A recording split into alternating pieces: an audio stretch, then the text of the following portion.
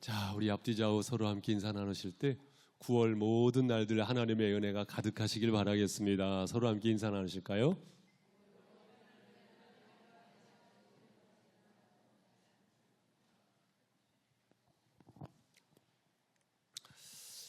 오늘 설교는 먼저 한 선교사님을 소개해드리면서 시작을 하려고 합니다.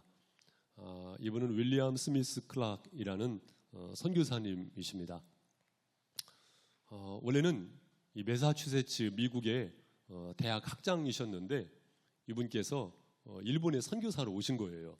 그러니까 일본이 메이지 유신이 있잖아요. 그러면서 서양 문물을 대폭 받아들이는 과정 속에서 이분께서 선교사님으로 오시게 되시는데 일본의 이 농업 분야, 일본의 농업 분야에 있어서 아주 큰 정신적인 지주 역할, 기둥 역할을 하신 분이십니다.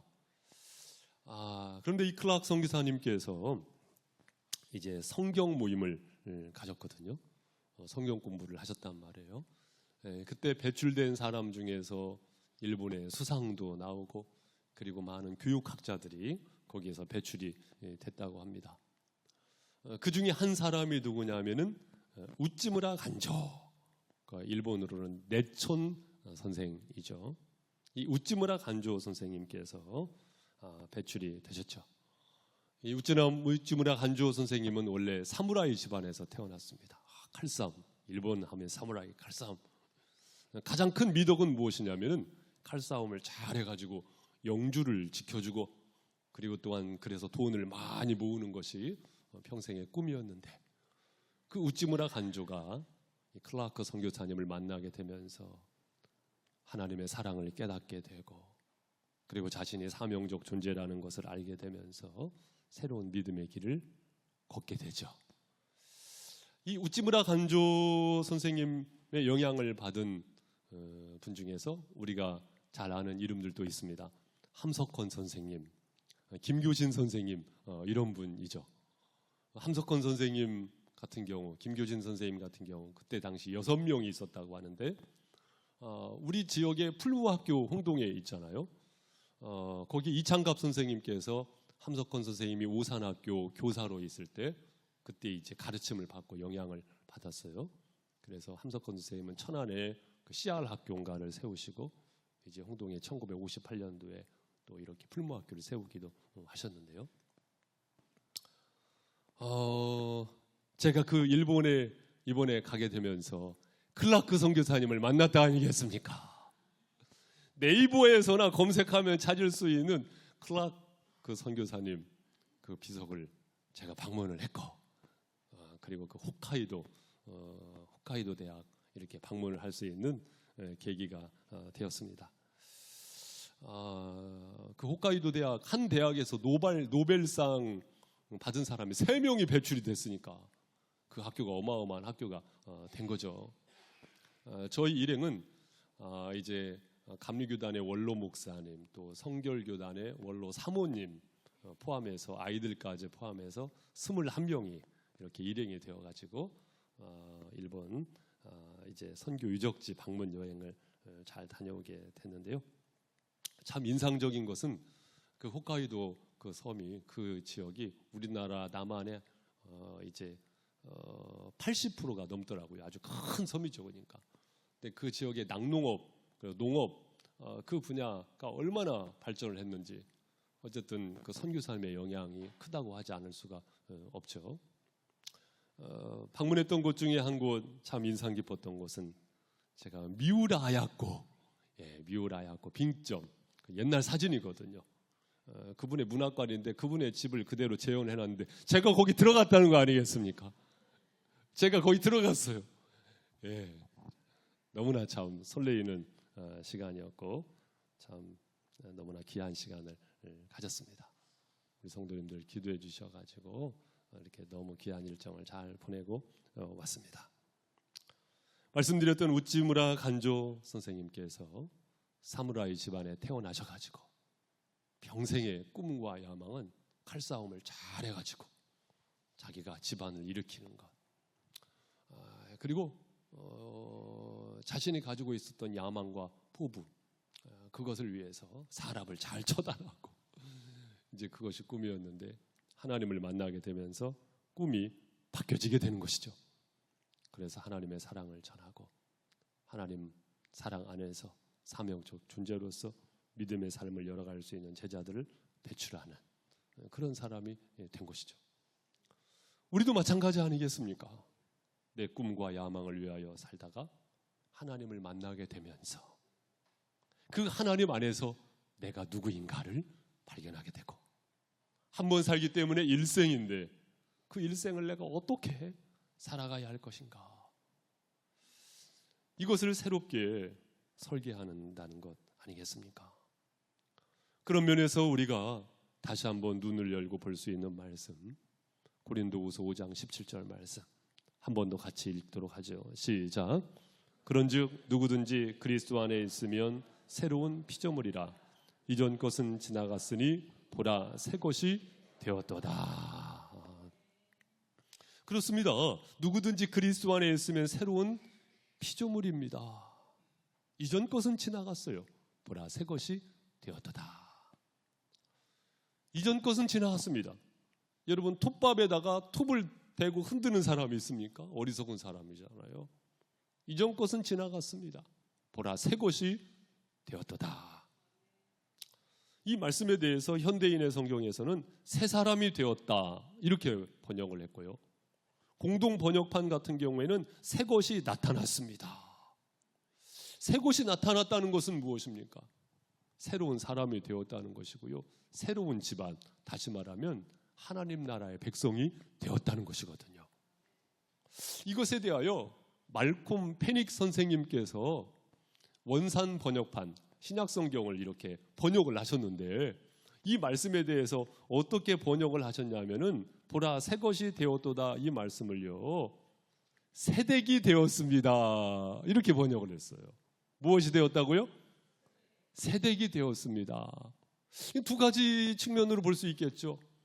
며느리가 들어오면요, 그 집안 사람이 되는 거예요. 여러분, 천국 백성이 되신 줄 믿습니다. 새댁이 되었다, 새로운 집안이 되었다고요. 우리는 하나님의 자녀로서 천국 백성, 하나님의 가족이 된 줄로 믿습니다. 새댁이 되었습니다. 이 번역판이 참 얼마나 마음에 와닿는지 모르겠습니다. 좀 더 세밀하게 말씀드리면, 첫 번째로 우리는 그리스도 안에 새로운 피조물이 되었어요. 보라 새 것이 되었습니다. 다시 말씀드리면 신분이 바뀌었다는 말씀입니다. 신분이 바뀌었어요. 단순한 사람의 자녀로부터 하나님의 자녀로 신분이 바뀌었다는 것입니다. 우리는 이것을 때로는 망각하면서 살 때가 있어요. 그리스도 안에 있으면, 여러분 그리스도 안으로 들어온 줄로 믿습니다. 그렇다면요, 우리가 항상 기억해야 할 것은 무엇이냐면 하나님의 자녀라는 것. 여러분 알다시피 요한복음 1장 12절 말씀에 보니 영접하는 자, 곧 그 이름을 믿는 자들에게는 하나님의 자녀가 되는 권세를 주셨으니. 그렇죠. 우리는 영접함으로, 믿음으로 하나님의 자녀가 되었습니다. 넘이 아니라 그 말씀이에요. 하나님의 자녀가 되었다 그 말씀입니다. 그래서 우리는 자동적으로 하나님을 아버지 이렇게 부르게 됩니다. 그냥 아버지도 아니에요. 아바, 아버지. 아람어인데 우리 순수말도 비슷해요. 아빠, 아버지. 하나님을 아빠라고 부르게 되었다는 것이죠. 관계가 형성이 된 것 아니겠습니까? 그렇기 때문에 우리는 기도할 수 있습니다. 아버지, 아바. 왜냐하면 그 관계성이 형성이 되었기 때문이 아니겠습니까? 그래서 우리는 기도하면서 때로는 간구를 하기도 하고, 때로는 때를 쓰기도 하고, 때로는 응석을 부리기도 하고, 때로는 하나님 아버지시니까 아버지의 마음을 깨닫고 알아가기도 합니다. 말씀드렸던 우찌무라 간조 선생님께서 돌아가시기 전에 그 유언 중에 그런 말씀이 있었다고 하더라고요. 하나님께서 내 기도를 안 들어주신 것이 감사한 것이었어. 이 고백하셨다고 하더라고요. 만약에 하나님께서 내 기도를 조목조목 다 들어주셨다고 한다면 내가 나 될 수 없었을 거야. 하나님께서 때로는 거절하시고, 그런데 그것이 거절하신 방법으로 응답하신 겁니다. 할렐루야. 그 우찌무라 간주 선생님의 말씀이 참 깊이 있는 말씀이고 참 일리가 있는 말씀이 아니겠습니까? 여러분, 하나님을 부르실 때 하나님은 나의 아버지시라는 것, 아버지 안에서 나는 자녀라는 것, 그 고백이 때문에 우리가 한 가족 된 것 아닙니까? 할렐루야. 서로 좋아서 한 가족 된 것도 아니에요. 아버지 안에서 우리는 한 가족이죠. 우리 옆에 계신 분에게 한번 말씀해 주세요. 당신은 하나님의 자녀이십니다. 시작. 당신은 하나님의 자녀이십니다. 아멘. 신분이 바뀌었습니다. 또 우리는 무엇이 바뀌었습니까? 직분이 바뀌었죠. 직분이 바뀌었죠. 어떻게 바뀌었습니까? 하나님의 종으로서, 하나님의 백성으로서 우리의 정체성이 그렇게 바뀌었다는 것입니다. 하나님의 통치가, 하나님의 인도하심이 결코 번거로움이 아니고 그것이 감사이고 그것이 기쁨이라는 것을 우리는 고백을 하게 되는 것이죠. 때로는 신앙이 바닥을 칠 때가 있어요. 왜 나를 그렇게 주관하시고 다스리시는 것입니까? 그러나 우리가 깨어있는 믿음 안에서의 그 고백은 그것 아닙니까? 하나님, 저의 인도자가 되어주셔서 감사합니다. 하나님, 종된 생애를 살아가게 된 것이 영광입니다. 하나님은 나의 왕이십니다. 여기에 이슬 같은 은혜가 임하는 것 아니겠습니까? 왕이신 나의 하나님, 내가 주를 높이고 영원히 주의 이름을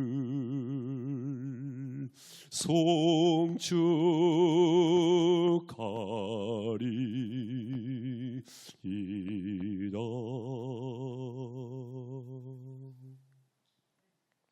왕 되신 하나님께서 우리를 통하여, 나를 통하여 영광 받으시기를 소망합니다.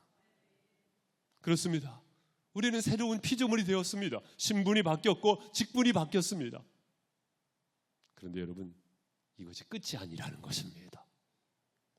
어떤 극단론자들은요, 이것이 끝이에요. 그래가지고 무율법주의를 주장하기도 하고요. 그렇지 않아요. 이것이 끝이 아니고요, 이것이 시작입니다.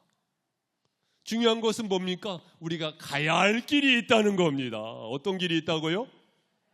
가야 할 길이 있다는 것입니다. 우리는 그것을 삶이라고 하죠. 우리는 가야 할 길이 있습니다. 우리는 어떤 가야 할 길을 가야 하겠습니까? 그 다음 18절 말씀을 함께 읽습니다. 시작. 모든 것이 하나님께로서 났으며 그가 그리스도로 말미암아 우리를 자기와 화목하게 하시고 또 우리에게 화목하게 하는 직분을 주셨으니. 아멘. 어떤 직분을 주셨으니? 화목하게 하는 직분을 주셨으니. 여러분, 구원받은 우리가 가야 할 길은 어떤 길입니까? 화목하게 하는 길. 그 길을 가야 할 줄로 믿습니다. 인정하시면 아멘. 화목의 길, 그 길을 우리는 마땅히 가야 할 것입니다. 그러면 어떤 화목입니까? 그 다음 19절 말씀해 보니까 곧 하나님께서 그리스도 안에 계시사 세상을 자기와 화목하게 하시며 그들의 죄를 그들에게 돌리지 아니하시고 화목하게 하는 말씀을 우리에게 부탁하셨느니라. 여기 말씀해 보니까 세상을 자기와 화목하게 하시며, 여러분, 하나님의 바람은 무엇이냐면요, 세상과 화목하는 것입니다. 마땅히 우리가 하나님의 자녀로서, 하나님의 종으로서, 하나님의 백성으로서 우리는 이 화목의 길을 가는 데 있어서 세상과 화목해 나가야 합니다. 그것이 바로 하나님의 바람이고 하나님의 요청이라는 것이죠. 자, 그러면 우리는 세상을 어떻게 이해를 해야 합니까? 먼저 세상은요, 우리가 보통 그렇게 이야기하잖아요. 우리가 이 세상의 마음을 빼앗기지 않고, 이 세상은요 믿지 않는 사람을 포함합니다. 믿지 않는 사람을 포함합니다. 그럼에도 불구하고 믿지 않는 사람과 어떻게 하라고요? 화목하라고요. 화목하라고요. 따라해 보세요. 화목하자. 화목하자, 그겁니다. 믿지 않는 사람과 더불어서도 화목하자, 그것입니다. 아니, 선교 대상이라면서요. 그러면 믿지 않는 사람과 화목해야 선교할 수 있죠. 리차드 니버라는 분이 그런 말씀을 하셨죠. 배가 있어야 할 것은 항구가 아니라 바다 위다. 때로는 항구에 있어야겠지만 바다 위로 나가야 물고기를 잡지 않습니까? 우리가 믿지 않는 사람과 마땅히 화목해야 합니다. 어떤 선교사님은요, 이슬람권 선교사입니다. 무슬림인, 그러니까 이슬람권을 따르는 무슬림인들과 어떻게 선교를 했냐면, 그분의 구호가 뭐냐면요, 우리의 무기는 사랑이고 헌신이다. 무슬림인들은요, 무기가 뭐냐면요, 총이고 칼이고요, 폭탄이고 그렇습니다. 뭐 그것이 인정할 수밖에 없잖아요. 그렇지만 그들에게 칼과 창과 폭탄과 총을 가지고 대치할 것이 아니고, 오히려 어떻게 해요? 더 사랑하고 더 섬기고 더 헌신하는 가운데 그들의 마음이 하나님의 사랑 안에서 녹아내리고, 할렐루야. 크리스찬의 삶의 방식은 달라도 달라야 하거든요. 멀리에서가 아니라 우리의 삶의 현장 속에서 생각해 보시기 바랍니다. 여러분, 믿지 않는 사람들과의 관계는 어떻습니까? 내 인격의 크기로 사람이 누구나 다 품이 있거든요. 어떤 사람은 그 품이 좁쌀만하고 어떤 사람은 그 품이요 바다 같은 사람이 있어요. 하지만 아무리 바다 같다 할지라도요, 내 품으로, 내 인격으로 그들을 상대하면은요 한계가 있을 수밖에 없습니다. 그러나 하나님께서 여러분 안에 들어와 계신 줄 믿습니다. 그 하나님의 사랑으로, 하나님의 마음으로, 오히려 하나님의 마음으로 화목을 청할 때에 하나님께서 힘주시고 능력을 더해 주실 줄로 믿습니다. 우리의 무기는요 더 사랑하는 것이고요, 우리의 무기는요 더 섬기는 것이고요, 우리의 무기는요 더 헌신하는 것입니다. 누구의 힘으로요? 하나님의 힘으로. 할렐루야. 화목하실 수 있기를 주님의 이름으로 권면을 드립니다. 또한 세상이라 함은 믿는 사람이죠. 믿는 사람이죠. 여러분 잘 아시는 요한복음 3장 16절 말씀, 하나님이 세상을 이처럼 사랑하사 독생자를 주셨으니 이는 그를 믿는 자마다 멸망하지 않고 영생을 얻게 하려 하심이라. 세상을 이처럼 사랑하사 독생자 예수 그리스도를 주셨다는 것입니다. 그래서 영생을 얻게 하셨다는 것입니다. 그렇기 때문에 넓은 영역 속에서의 세상은 그것도 있지만, 넓은 영역 속에서 집중적으로는요 믿음의 사람, 믿음의 사람. 그렇기 때문에 세상과 화목하게 원하시는 하나님의 바람과 요청을 따라서 우리는요 믿음의 사람과 화목을 이루어 가야 할 줄로 믿습니다. 믿음의 사람, 믿음의 사람. 성도 간의 관계성 속에서 어떻습니까? 화목을 잘 이루어가고 있습니까? 만약에 그 화목을 이루어가지 못하면서 하나님의 사랑을 전한다고 한다면은 그것을 듣는 사람들이 뭐라고 하겠습니까? 너나 잘하세요. 그럴 가능성이 크잖아요. 그렇기 때문에 무엇보다도 우리는 믿음의 사람들과 관계성 속에서 끈끈한 사랑으로 막 전엔 찐빵처럼 모락모락 올라오는 사랑이 그 안에 있어야 할 줄로 믿습니다. 어떻습니까? 믿음의 사람과의 관계성 속에서 그 사랑이 잘 유지되고 있고 그 사랑이 계속해서 발전 성장해 가고 있는지요? 여기에서 말씀드리는 믿음의 사람이라 함은 우리 교회 식구만 말하는 것 아닙니다. 이웃 교회와 관계성은 어떠합니까? 교회가 다르고 교단이 다르다고? 여러분, 그렇지 않습니다. 우리 모두는 하나님 나라의 백성이요 하나님의 자녀인 줄 믿습니다. 그래서 우리는 영가족이라고 하잖아요. 영가족이라고 하잖아요. 여러분, 이웃 교회 성도들과 더불어서 잘 화목을 이루어 가실 수 있기를 바랍니다. 언젠가도 말씀을 드렸지만 때로는 그럴 수 있죠. 우리 교회를 다니시다가 옮기신 분도 있어요. 그렇다고 해서 고개를 휙 돌리지 마시고 여러분, 더 화목을 이루어 가실 수 있기를 바랍니다. 노력이 필요합니다. 노력이 필요합니다. 목회자도요, 담임 목사님에게 잘해주시는 거 좋지만 너무 담임 목사에게 잘하려고도 하지 마세요. 이웃교회 목사님에게도 잘하시면은요, 그 이야기가 들리면 저는 더 기쁩니다. 때로는 교회에 선교사님이 방문을 했을 때 우리 성도님들께서 선교사님들 환대해 주셔서 너무나 감사를 드립니다. 믿음의 사람들과의 관계성 속에 화목을 이루시고 또한 이루어 가실 수 있기를 바랍니다. 그런 면에서 저는 우리 성도님들에게 사실은 감사한 마음이 있어요. 왜냐하면 제가 10년 이상 목회를 하면서 우리 성도님들이 성도 간에 서로 다툰다던가 싸운다던가 당을 지어가지고 사실 불미스러운 모습을 보여주지 않으신 것 참 감사드립니다. 왜 감사하냐면 여러분, 신앙의 새싹이 올라오고 있는 아이들 있잖아요. 그 아이들이 만약에 교회 안에서 당을 짓고 서로 다투고 불미스러운 모습을 본다고 한다면은요, 공든탄 와르르 무너지는 겁니다. 100가지 1000가지로 잘해주는 것보다 사실은요, 그 은혜와 덕스러운 모습을 보여주는 것 자체가 사실은 더 큰 교육이고 더 큰 신앙에 영향을 미치는 것이지요. 그런 면에서 얼마나 감사한 마음이 있는지 모르겠습니다. 또한 세상이라 하면요, 이것을 꼭 말씀을 드리고 싶습니다.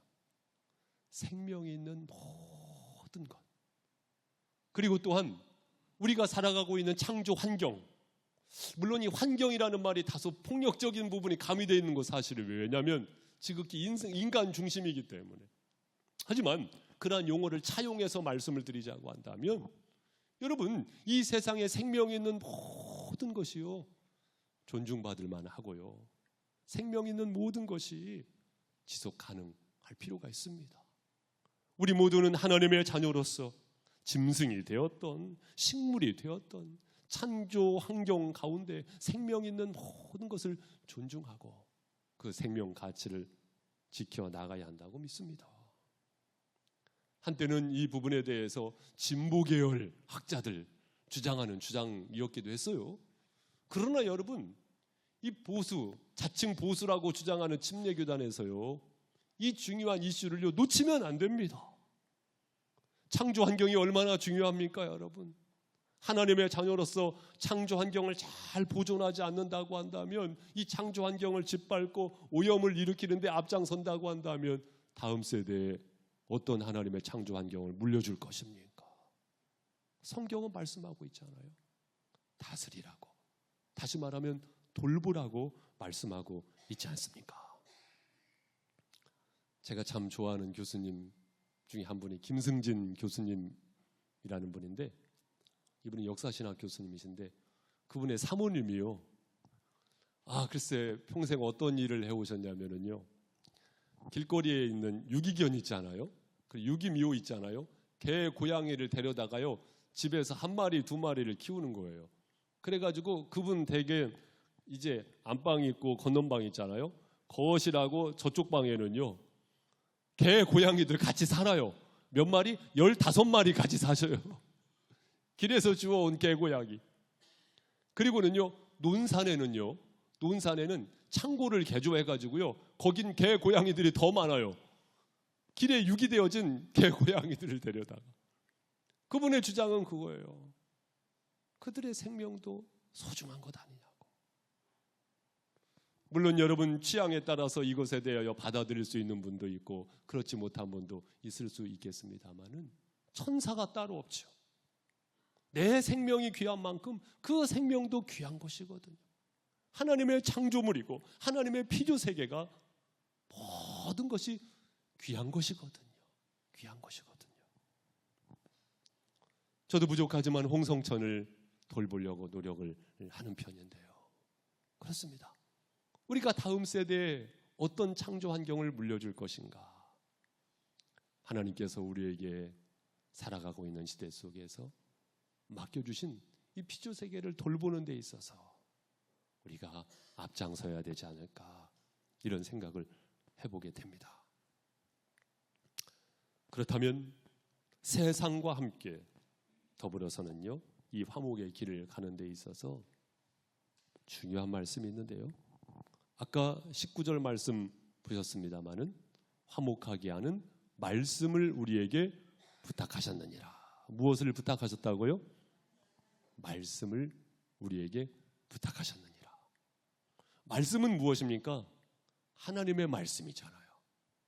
우리가 하나님의 말씀을 만나게 되면서 말씀하시는 하나님을 만나게 되는 거거든요. 할렐루야.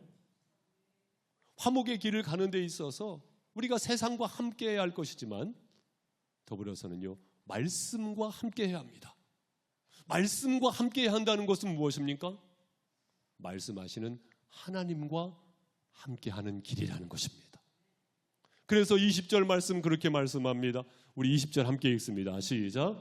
그러므로 우리가 그리스도를 대신하여 사신이 되어 하나님이 우리를 통하여 너희를 권면하시는 것 같이 그리스도를 대신하여 간청하노니 너희는 하나님과 화목하라.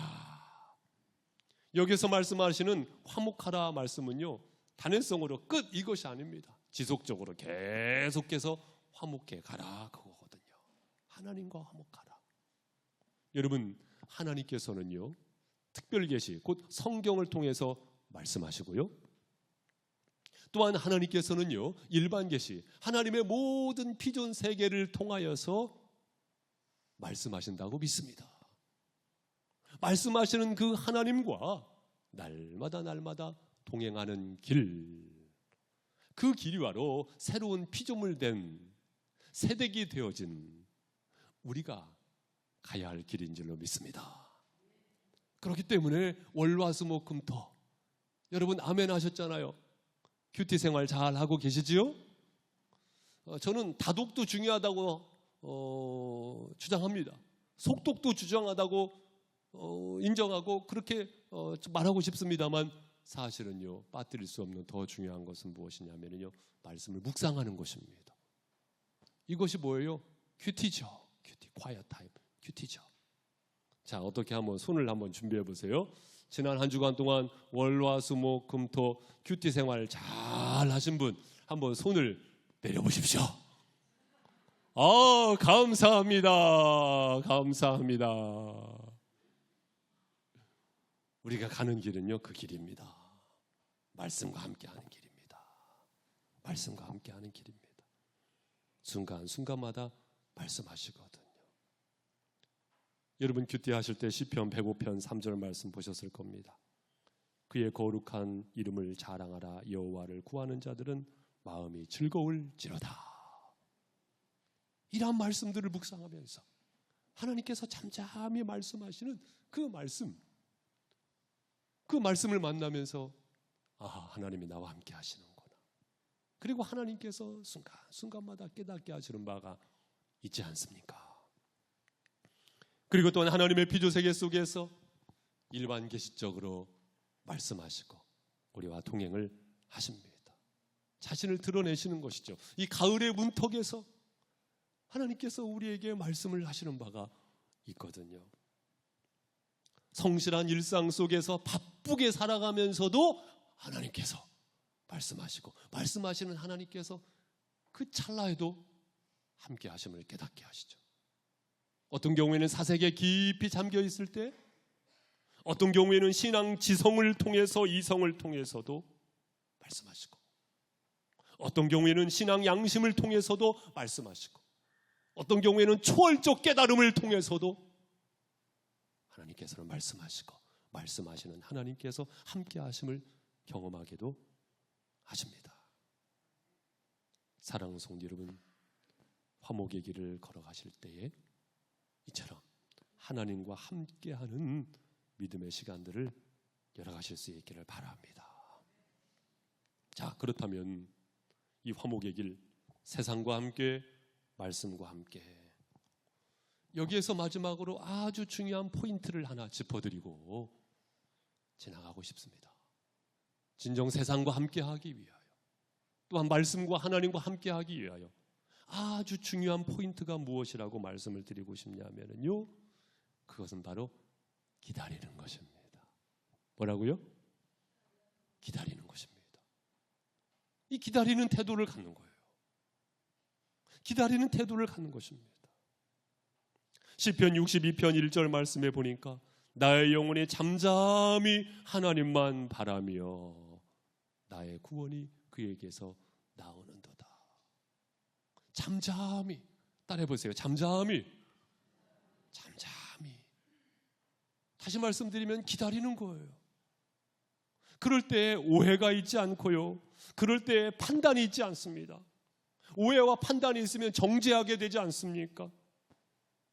스스로 속는 아까운 시간을 허비하고 말죠. 기다리는 것입니다. 여러분, 자녀를 부단히 기다려주잖아요. 변화되잖아요. 이웃을 기다려주는 겁니다. 부모님을 기다려주는 겁니다. 성도 간의 관계성 속에서 기다려주는 것입니다. 그럴 때 화목이 있고요, 그럴 때 세상과 함께할 수 있고요, 그럴 때 하나님과 함께하는 그 길을 실제로 잘 걸어갈 수가 있다고 믿습니다. 서두에 말씀을 드렸던 미우라 아야코, 그분의 아주 참 귀한 일화가 있죠. 사실 언젠가도 설교 시간에 인용을 한 바가 있는데 이번에 일본에 가면서 다시 한번 이렇게 접하게 되었어요. 그 미우라 아야코 선생님의 남편이 미스요 선생님이신데, 그 내분께서 사실 이제 어떻게 해서 구멍가게를 하시게 되셨어요. 상점을 운영하게 되신 것 아니겠습니까? 그런데 그 구멍가게가요, 너무 잘 되는 겁니다. 그래서 물건을 트럭에다가 싣고 와가지고 쌓아놓고 팔게 된 거예요. 그리고 직원도 1명, 2명 더 늘어나게 되면서 아주 규모가 커지게 된 겁니다. 그런데 미스요 남편께서 어느 날 미우라 아야코에게 어떤 이야기를 했냐면, 여보, 우리 상점이 너무 잘 되게 된 거 너무 경사스럽고 너무 참 기쁜 일인데, 그런데 우리 옆 가게들은 어떡하지? 이런 말씀을 하신 거예요. 그래가지고 이 부부가 상의 끝에 어떤 결론을 내렸냐면은, 우리 상점을 좀 줄이자. 그래가지고 물건도 줄여놓고, 그러면서 어떤 일이 있게 되냐면, 오히려 그 상점에 들어오는 어떤 사람들에게는, 예, 저 옆 가게 가시면은요, 그 물건 있으니까 거기로 가시면 좋을 것 같습니다. 그러면서 그 상점을 이렇게 줄이게 된 거예요. 그러니까 시간이 남겠어요, 안 남겠어요? 시간이 남겠죠. 시간이 남게 되면서 미우라 아야코가 어떤 장기, 어떤 특기를 가지고 있어요? 글 쓰는 재주를 가지고 있잖아요. 그래가지고 완성하게 된 소설이 뭐라고요? 빙점입니다. 빙점. 그때 당시에 아사히 신문사에서 소설 공모를 했는데 거기에서 당선이 된 것 아니겠습니까? 여러분, 사실 쉬운 것 아닙니다. 저도 이렇게 설교하지만 내 가게 잘 되는데 어떻게 줄일 수 있겠어요? 쉬운 것 아닙니다. 쉽진 않지만 우리가 때로는 믿음의 삶을 살아가면서 하나님께서 소중하게 여기는 가치를 위하여 내 자신을 절제할 수 있다고 한다면 그것 하나님께서 기뻐하신다고 믿습니다. 그리고 또한 기다려주는 것입니다. 기다려주는 것입니다. 마음의 성급함, 그것을 내려놓고 기다려주는 것입니다. 그러면 보이는 것이 있고요, 그러면은 들리는 것이 있고요, 진짜 소통이 가능한 거거든요. 소통이 가능한 겁니다. 사랑하는 성도 여러분, 이 믿음의 길을 잘 걸어가실 수 있는 믿음의 가족들이 되시기를 주님의 이름으로 권고를 드립니다. 우리는 새로운 피조물인 줄 믿습니다. 세상 사람과 똑같은 사람들이 아니고 새로운 피조물입니다. 그렇기 때문에 세상을 더 감싸줄 줄 아는 자가 되어야 할 것이고, 화목을 이루며 믿음의 길을 걸어가야 할 줄로 믿습니다. 오늘 이 찬송을 같이 부르면서 기도하는 시간을 갖도록 하겠는데요, 그것은 무엇이냐면 나의 영혼이 잠잠히, 이 찬양인데요, 같이 찬양을 부르는 가운데 함께 기도하기를 원합니다.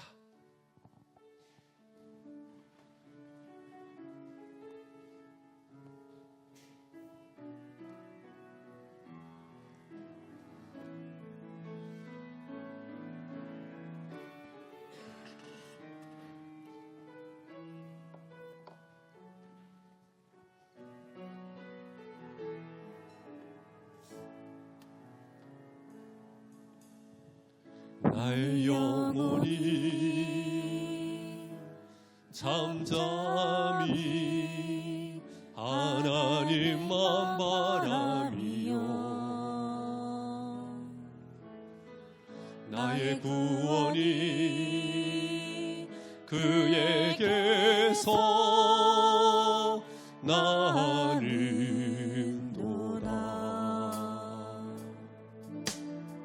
나의 영혼아 잠잠히 하나님만 바라라. 나의 소망이 저에게서 나는도다. 오직 주만이 나의 반석, 나의 구원이시니,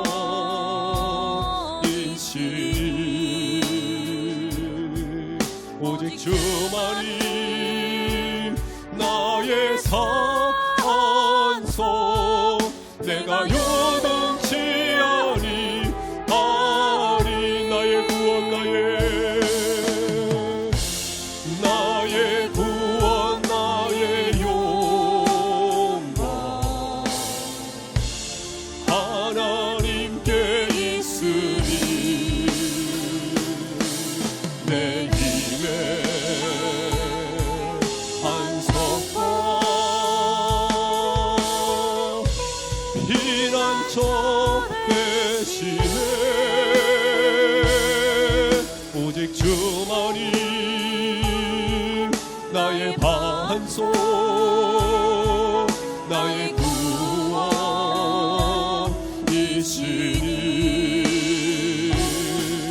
오직 주만이 나의 산소, 내가 요동. 우리 손 들고 찬양합니다. 오직 주만이, 할렐루야. 오직 주만이 나의 반석, 나의 구원이시니,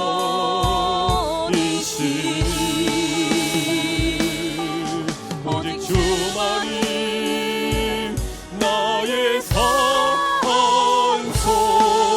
내가 요동치 아니하리.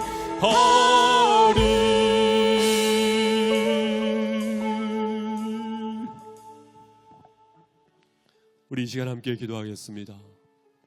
오직 주만이 나의 반석이 되시고 나의 산성이 되십니다. 나는 누구입니까? 그 주님을 주님으로 영접한 자입니다. 나는 누구입니까? 하나님을 아바, 아버지라 고백하는 자입니다. 그 믿음의 정체성 안에서 이 화목의 길을 잘 걸어갈 수 있는 인생이 될 수 있도록 성령님 도우시고 인도하여 주시옵소서. 우리 잠시 함께 기도하도록 하겠습니다. 사랑하는 주님 감사합니다.